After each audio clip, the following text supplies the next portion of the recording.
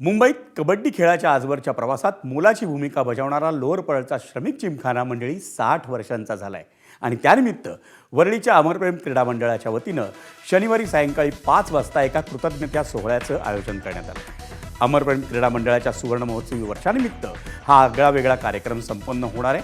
माजी मुख्यमंत्री उद्धव ठाकरे यांची उपस्थिती हे या कार्यक्रमाचं आणखी एक वैशिष्ट्य ठरावं। ठाकरेंच्या शिवसेनेचे आमदार सुनील शिंदे यांच्या संकल्पनेतून हा सोहळा होतोय।